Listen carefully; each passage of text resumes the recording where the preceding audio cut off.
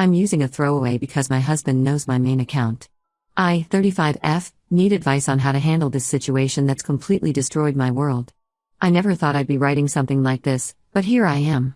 I've been married to my husband, 39M, for 8 years now, and for the first time in the 10 years we've been together I can't stand to see him. This man ruined our marriage and family for some 19-year-old. Divorce is the only option for me, because I don't think I will ever love him again. Let me give some background.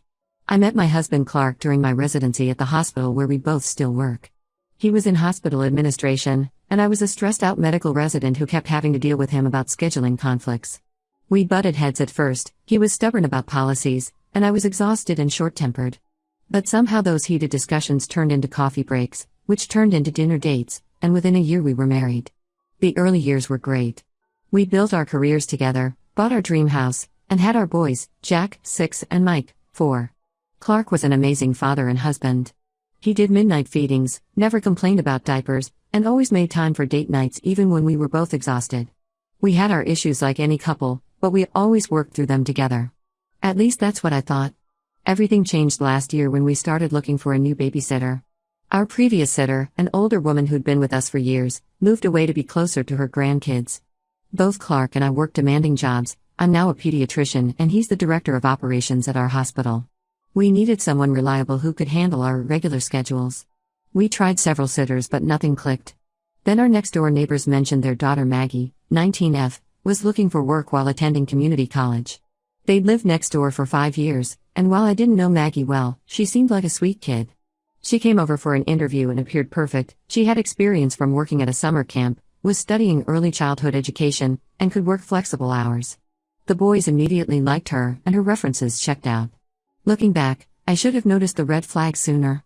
Clark started coming home early on days Maggie was working, saying he wanted to spend more time with the boys. He'd never done that before. Then he started handling all the scheduling with her directly, saying he wanted to take that stress off my plate since I was dealing with a heavy patient load. The first clear warning sign came in July. I had a patient cancel, so I came home early without telling anyone. I walked in to find Clark and Maggie in our kitchen. She was sitting on the counter while he stood nearby, both of them laughing hysterically about something.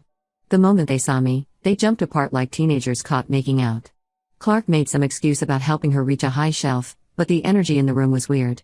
I tried to convince myself I was being paranoid. Clark had never given me reason to doubt him before. But things kept adding up. I started finding long blonde hairs in odd places, in our guest bedroom, in Clark's car, even in our master bathroom once. Maggie was the only blonde who'd been in our house recently. Then Clark started acting strange about money. He came home one day talking about buying Maggie a new car for her birthday.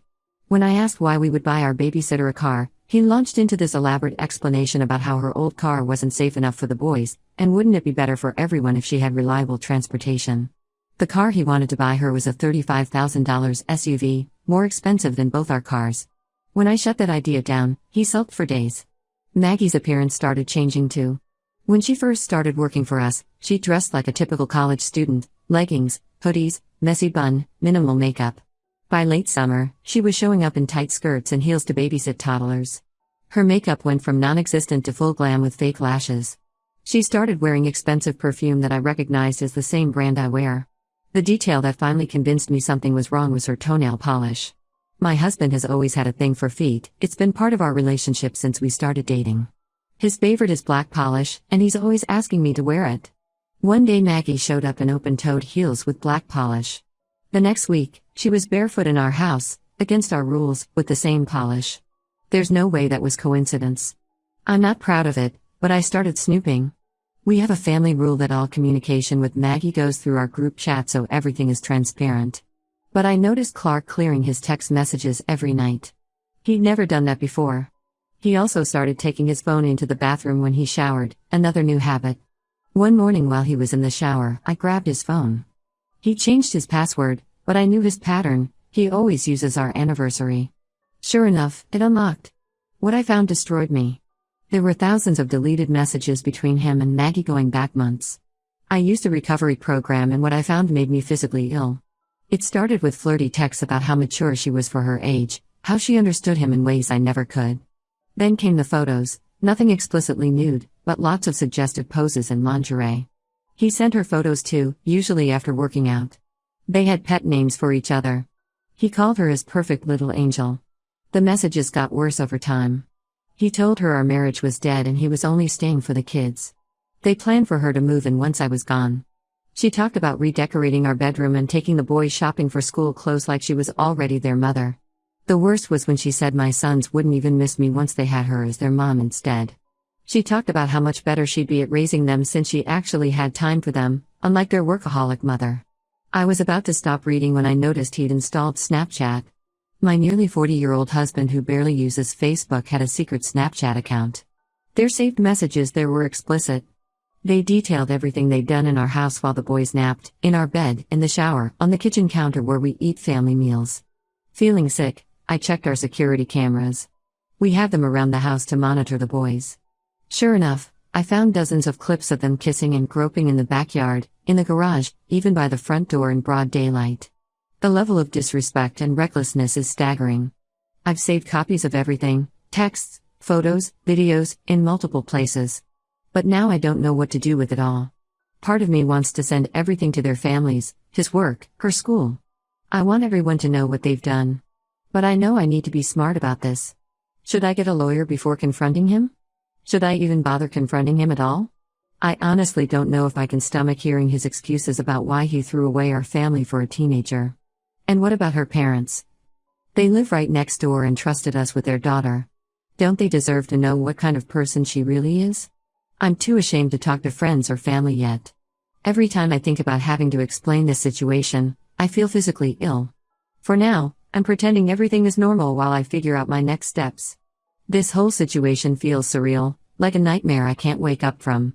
Any advice on how to proceed would be appreciated. I know divorce is inevitable. I could never trust or respect him again after this. I just need guidance on the best way to handle this mess. Update 1 first, I want to thank everyone who commented on my original post. Your support and advice gave me the strength to take action. These past 2 weeks have been a roller coaster, but I'm finally ready to share what's happened. After reading all your comments, I met with a divorce attorney the next morning. She helped me understand my options and gave me a clear plan. First priority was gathering evidence and financial documents before confronting Clark. I spent a week quietly collecting everything: bank statements, retirement accounts, property records, all the evidence of their affair, plus our marriage and children's documents. I made copies of everything and stored them at my office. The attorney advised me to document all their interactions while I got my ducks in a row. So for a week, I pretended everything was normal while secretly watching them dig themselves deeper. Clark grew increasingly bold, probably thinking he was getting away with it. He started coming home even earlier, claiming work meetings got cancelled. Maggie began staying later, always finding excuses to still be there when Clark got home. They thought they were being subtle, but now that I knew what to look for, their behavior was obvious. Last Friday, I finally confronted him. I waited until after Maggie left, made sure the boys were occupied with their tablets, and asked Clark to join me in our home office. I had prepared what I wanted to say, but when the moment came, I couldn't speak. Instead, I silently handed him a folder containing printouts of their text messages and stills from our security cameras. I watched his face as he flipped through the pages. The color drained from his face as he realized what he was looking at. His hands started shaking. He looked up at me several times, opening his mouth to speak, but no words came out. Finally, he tried the typical cheater script. It wasn't what it looked like. He could explain everything. She meant nothing to him. He still loved me. When I didn't respond, he switched tactics. Suddenly it was my fault. I worked too much, was emotionally unavailable, didn't appreciate everything he did for our family. He claimed he was lonely and Maggie was just there to listen. When that didn't work, he started crying, begging me not to destroy our family, saying the boys needed both parents together. I finally found my voice and told him I wanted a divorce. He immediately got angry, saying I was overreacting to what was basically just harmless flirting. He had the nerve to tell me I was trying to paint him as some kind of predator when Maggie was a consenting adult. That's when I lost it. I asked him how he'd feel if some 39-year-old man was pursuing our teenage babysitter, grooming her with expensive gifts and sexual attention. I asked if he'd be fine with Jack or Mike dating someone his age when they're 19. He had no response to that. I told him I'd already contacted a lawyer and he needed to move out immediately. He refused at first, saying it was his house too and I couldn't force him to leave. That's when I mentioned that as director of operations, he might want to consider how HR would view him sleeping with a teenage employee under his supervision. The hospital has strict policies about relationships with subordinates, and technically Maggie was an employee since we paid her through the hospital's childcare assistance program. He agreed to stay with his brother while we sort things out. Then came the hardest part, telling our families. I started with my parents. My mom cried and my dad wanted to drive over immediately to confront Clark. They were hurt but completely supportive of my decision to divorce him. They even offered to help with lawyer fees if needed. His parents were a different story. His mom actually tried to defend him, saying I must have driven him to it by prioritizing my career over my family. She brought up how often I'm on call and suggested maybe if I'd been home more, he wouldn't have been tempted by a younger woman. His dad was more reasonable. He apologized for his son's behavior and promised to talk some sense into him. The most dramatic reaction came from Maggie's parents. I went next door Saturday morning with copies of everything. Her mom broke down sobbing while her dad read through the messages. They had no idea their daughter was involved with a married man twice her age. Apparently she'd been lying to them about dating a boy from her chemistry class.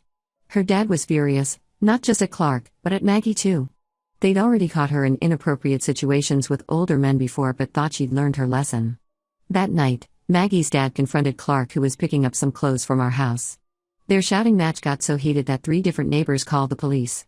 No charges were filed but word spread quickly through the neighborhood. That's when things really exploded.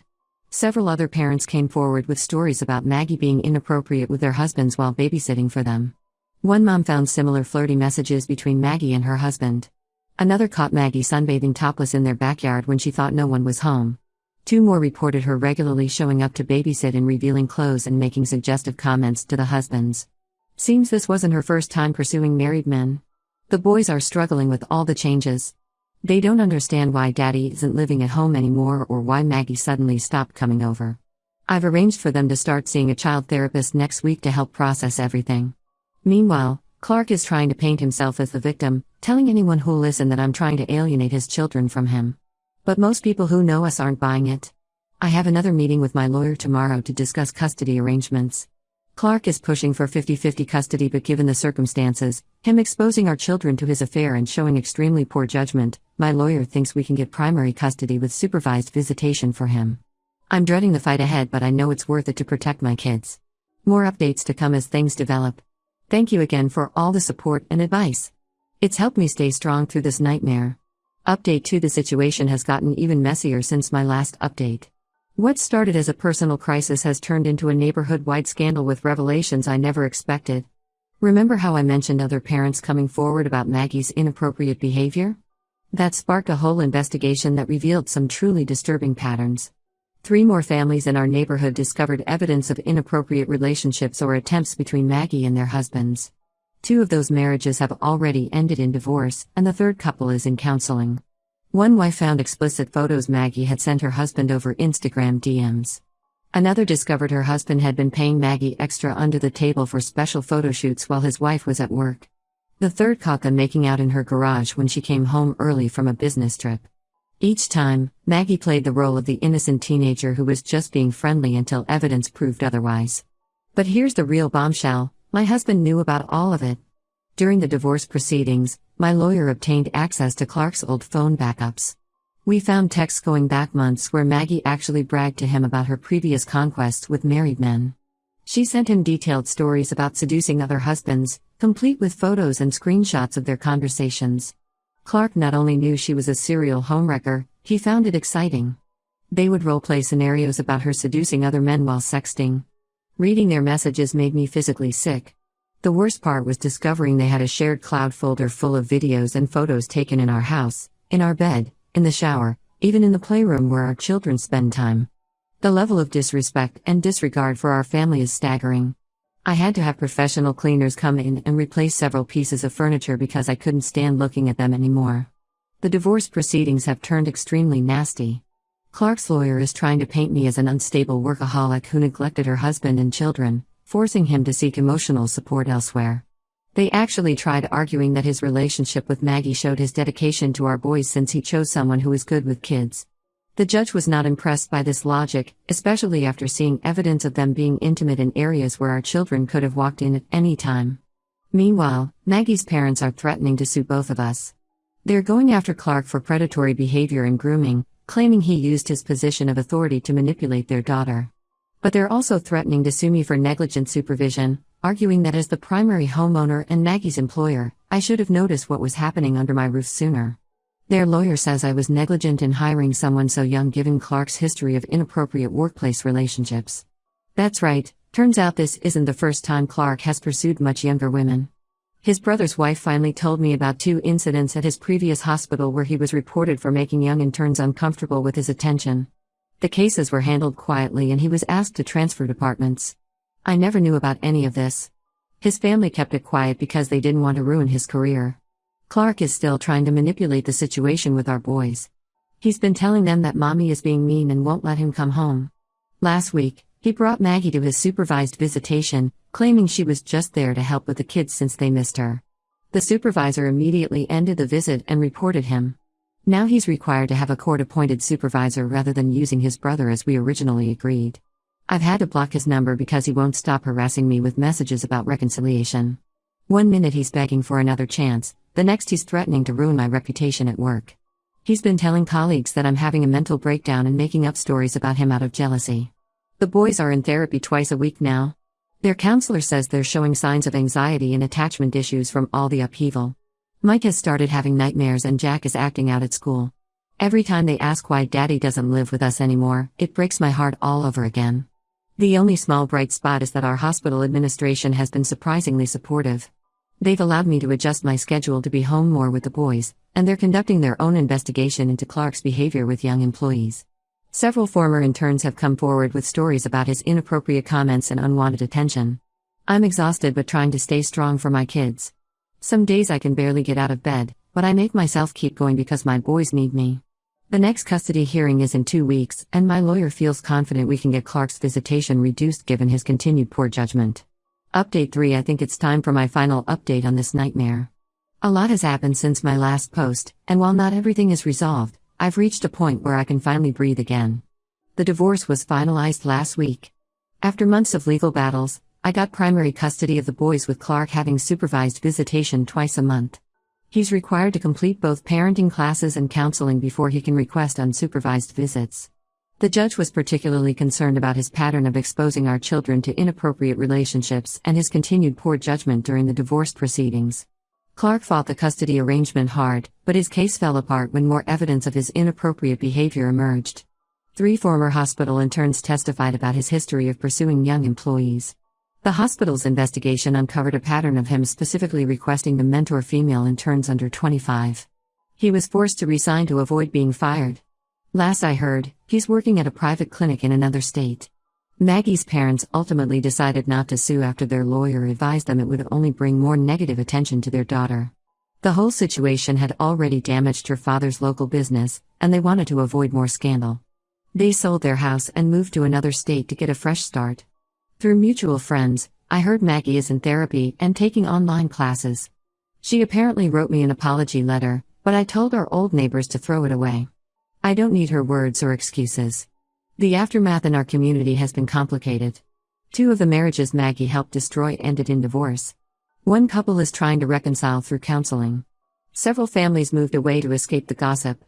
Our neighborhood WhatsApp group imploded with people taking sides and sharing rumors. I removed myself from it months ago for my own sanity. The most shocking development came last month. Clark got married again. Not to Maggie, but to a 23-year-old waitress he met at a bar near his new clinic. They dated for 2 months before eloping, and she's already expecting a baby. Part of me feels sorry for her, knowing what I know about him, but that's not my problem anymore. I just hope she's better at spotting red flags than I was. The boys are slowly adjusting to our new normal. The therapy has helped them process everything, though they still have rough days. Jack's behavior at school has improved, and Mike's nightmares are less frequent. They see their dad during his scheduled visits, but they're not as excited about it as they used to be. His new wife tried adding them on social media and buying their affection with expensive gifts, but I've put firm boundaries in place. Clark's family is still trying to guilt me about breaking up the family. His mother sends weekly messages about how the boys need their father and I should give him another chance. I've blocked most of them except his sister, who's been surprisingly supportive and helps monitor his behavior during visits with the kids. As for me, I'm focused on healing and rebuilding. I've switched to a more flexible schedule at the hospital to spend more time with my boys. We moved to a smaller house closer to my parents, which helps with childcare and gives us a fresh start away from painful memories. Some days are harder than others, but I know I made the right choice in leaving. I've gone completely no contact with Clark except regarding the kids, and even then only through our court-appointed communication app. When people ask what happened to our marriage, I'm no longer ashamed to tell the truth. He made his choices, and now we all have to live with the consequences. Thank you all for supporting me through this nightmare. The advice and encouragement from this community helped me stay strong when I wanted to give up. If anyone else finds themselves in a similar situation, trust your gut and don't let anyone gaslight you into accepting unacceptable behavior. You deserve better.